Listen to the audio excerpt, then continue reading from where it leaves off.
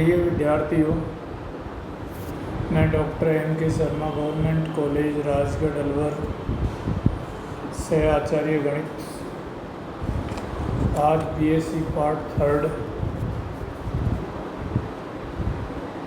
गणित के paper first अमूर्त बीज गणित के अध्याय उपवलय एवं उपक्षेत्र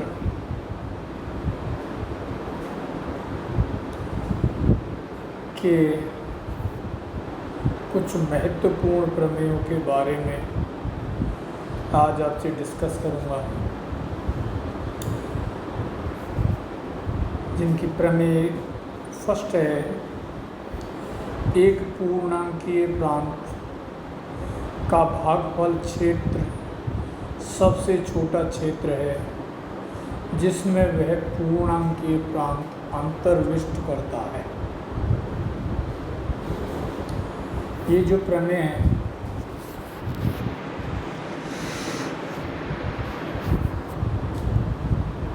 काफ़ी बार परीक्षाओं में पूछी गई है और परीक्षा की दृष्टि से बहुत महत्वपूर्ण है।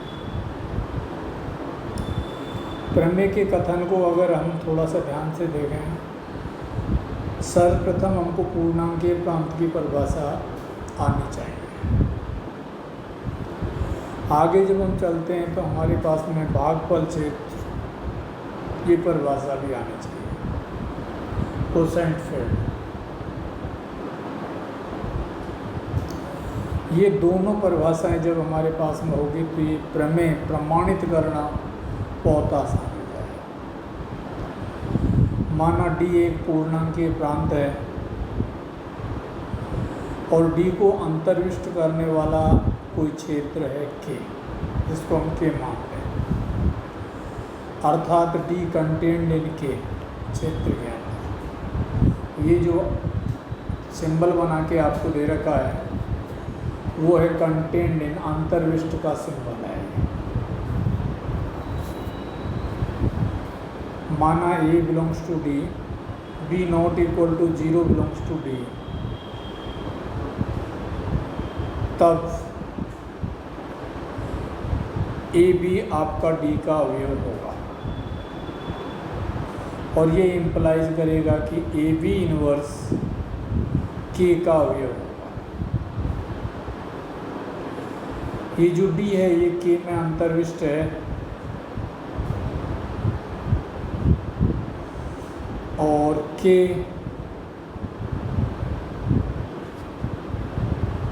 एक क्षेत्र है।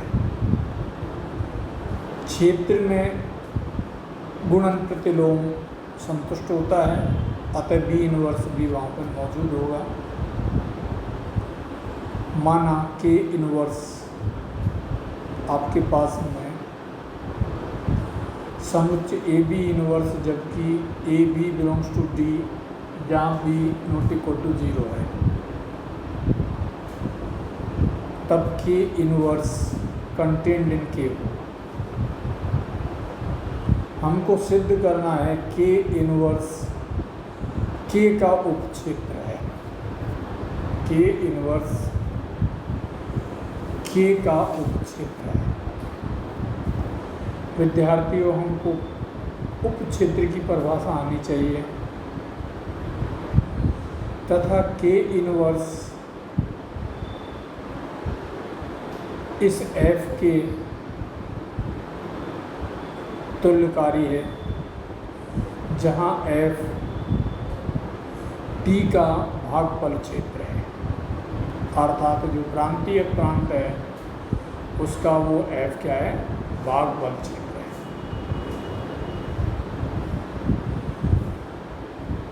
अब माना x बराबर ए बी इनवर्स और y बराबर सी डी इनवर्स, किसी A B C D belongs to D, there exist B D not equal to 0। विद्यार्थियों, आप देख रहे हो कि x बराबर ए बी इनवर्स, y बराबर सी डी इनवर्स हमने लिया है। ऐसा हमने क्यों लिया? क्योंकि भागफल क्षेत्र जो होता है उसके अवयव सदैव पी बटे Q Q not equal to 0 के रूप में लिखते हैं। इसलिए x माइनस वाई अर्थात A B inverse minus C D inverse, जैसा यहाँ पर दर्शा रखा है स्लाइड में, अंत में जाके हम इसको लिख सकते हैं A D minus C B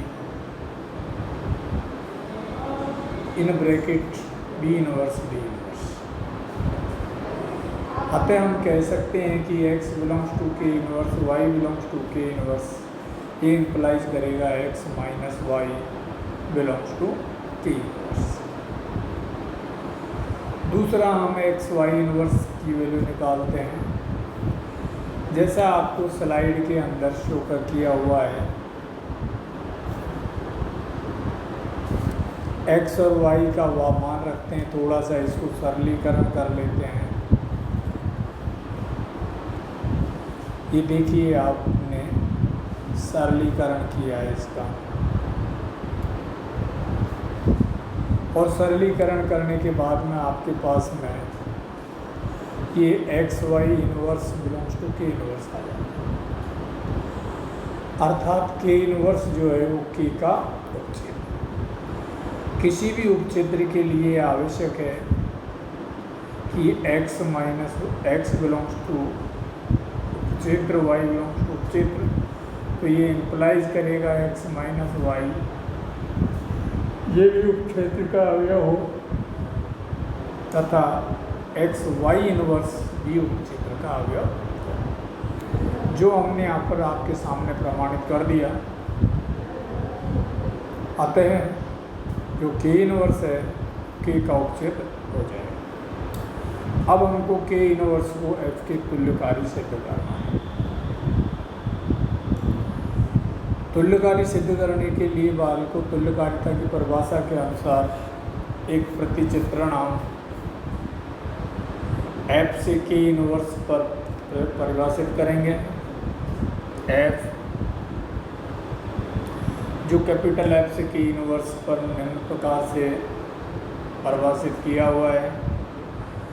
F capital F से के इनवर्स पर इस प्रकार से है कि एफ ऑफ ए बटे बी बराबर ए बी इनवर्स,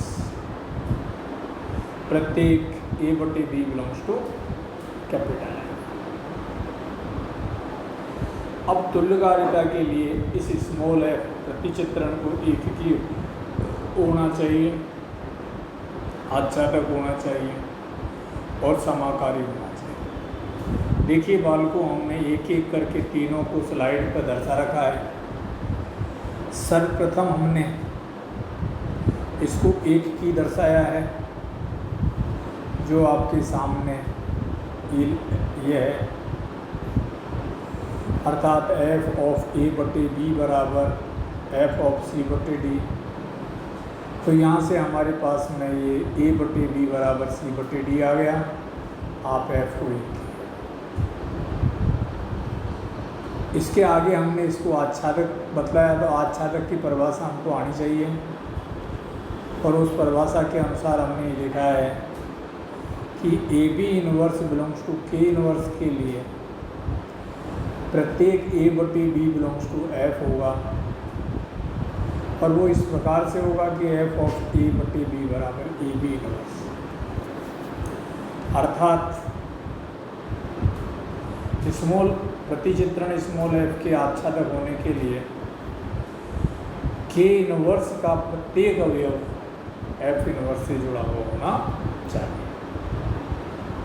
ठीक है, अर्थात एफ ऑफ ए बटी बी बराबर ए बी इनवर्स होना चाहिए।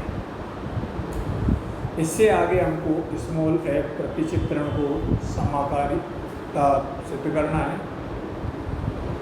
तो यहाँ पर दो संक्रियाएँ योग और गुणन काम कर रही है, अर्थात एफ ऑफ ए बटे बी प्लस सी बटे डी, जैसे यहाँ पे दर्शा के दे रखा है आपको एफ ऑफ ए बटे बी प्लस एफ ऑफ सी बटे डी। इसी तरीके से एफ ऑफ ए बटे बी गुणा सी बटे डी इसको हमने यहाँ पे लिख के आपको बतलाया है एफ ऑफ ए बटे बी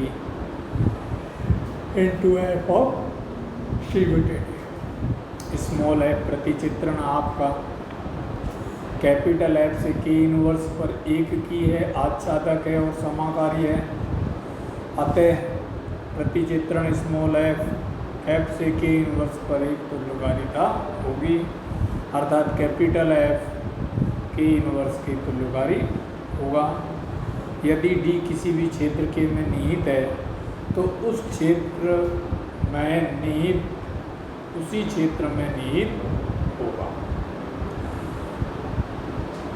अतः पूर्णांकीय प्रांत डी का भागफल क्षेत्र एफ सबसे छोटे से छोटा क्षेत्र है जिसमें कैपिटल डी निहित है।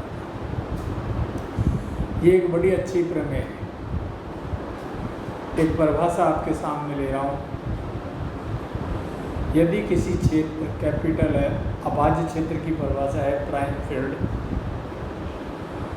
यदि किसी क्षेत्र कैपिटल एफ का कोई उचित उपक्षेत्र विद्यमान नहीं है, यदि किसी क्षेत्र कैपिटल एफ का कोई उचित उपक्षेत्र विद्यमान नहीं है तो वह अभाज्य क्षेत्र कहलाता है।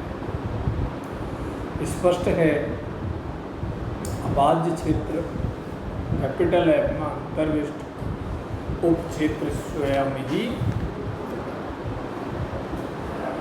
इससे आगे हम आपको अभिलक्षण की परिभाषा के बारे में थोड़ा सा बतलाएं। वलय का अभिलक्षण क्या होता है? आर प्लस डॉट एक वलय है यदि n एक ऐसा धन पूर्णांक विद्यमान है कि n a बराबर 0 for all a belongs to capital R, तब R परिमित अभिलक्षण का वलय कहलाता है। यदि ऐसा धन पूर्णांक विद्यमान नहीं होगा तो R शून्य अभिलक्षण का वलय कहलाएगा। Q plus multiplication, R plus multiplication तथा C प्लस मल्टीप्लिकेशन, ये सब शून्य अभिलक्षण के वलय है।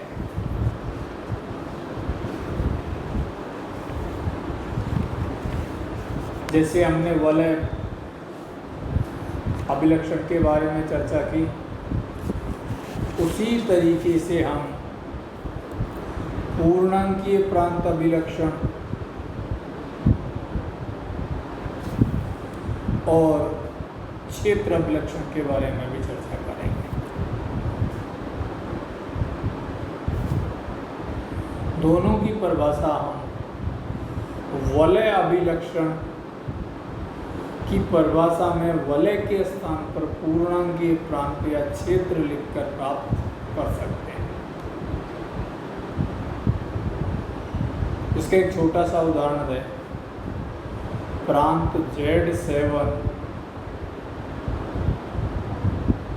एडिशन मॉडुलो 7 मल्टीप्लिकेशन मॉडुलो 7 का अभिलक्षण 7 है। का अभिलक्षण 7 जो है वो परिभाषा को संतुष्ट, अभिलक्षण परिभाषा को संतुष्ट करता है। एक छोटी सी प्रमेय आपके पास में अभिलक्षण से संबंधित है, उसको ले रहा हूँ। तो अभिलक्षण की परिभाषा हमारे दिमाग में, मस्तिष्क में होनी चाहिए।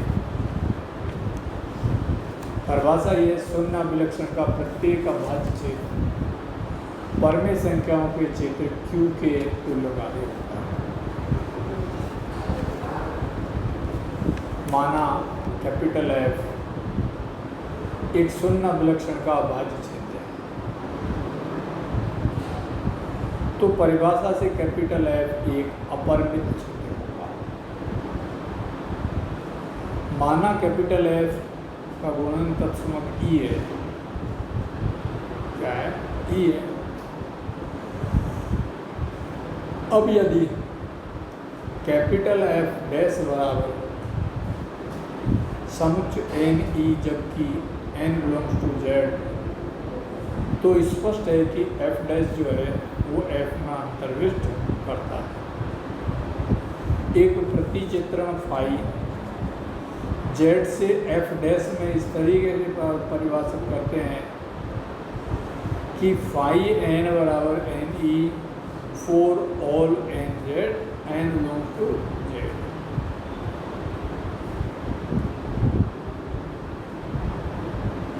ठीक है।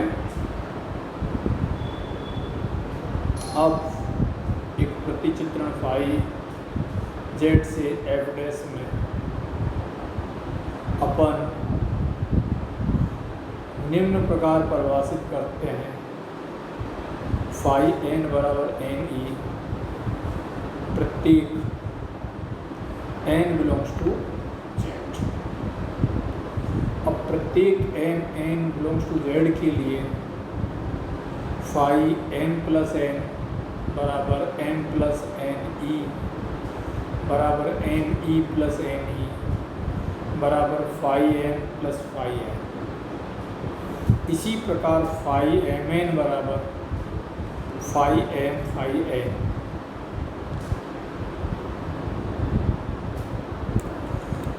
अतः फाई आपका जेड से एफ डैश में एक समाकारिता हो जाएगी।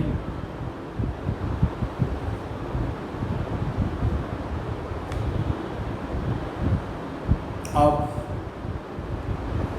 फाई एम बराबर फाई एन, ये इम्प्लाइज करेगा एन ई बराबर एन ई, और यहाँ से एम बराबर एन आ जाएगा, अर्थात फाई आपका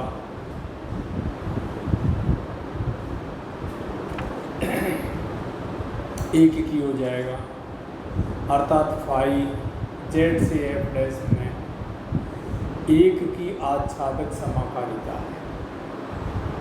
अतः जेड एफ डैश के तुल्यकालिक, क्योंकि तुल्यकालिता की यही परिभाषा है। आगे थोड़ा सा और हम चलें। अभाज्य क्षेत्र एफ जिसमें पूर्णांक के प्रांत एफ डैश आविष्ट है, एफ डैश का विभाग क्षेत्र होना चाहिए जिसके अवयव एन ई बटे एन ई, जहाँ एम नॉट इक्वल टू 0 है, अर्थात एफ डैश का विभाग क्षेत्र है। और वो विभाग क्षेत्र आपके पास में एन ई बटे एम ई जबकि एम नॉट इक्वल टू 0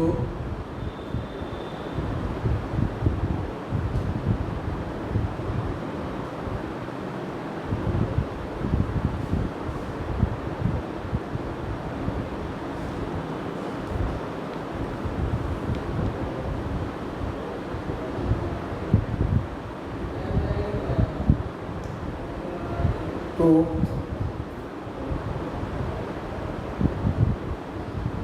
ये जो एफ डैश है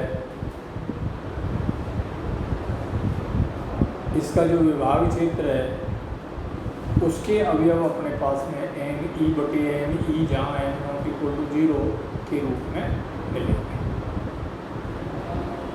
क्यू पूर्णांकीय प्रांत जेड विभाग क्षेत्र तथा एन बटे M belongs to M not equal to 0 या N M inverse belongs to Q, जहाँ Q M not equal to. अतः फाई जो है वो क्यू से एफ में फाई एन बटे एम बराबर एन ई बटे एन ई के रूप में परिभाषित हो जाता है, या फाई क्यू से एफ में phi of N M inverse बराबर N E M E whole inverse के हो जाता है।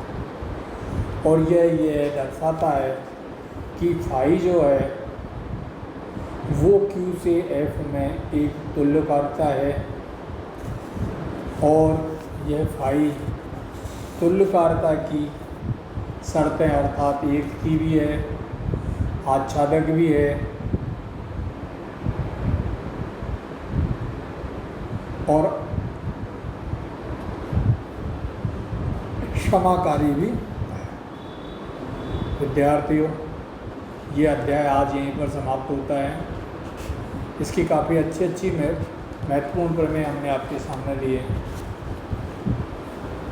अगले व्याख्यान में मैं नए चैप्टर का शुभारंभ करूँगा। धन्यवाद।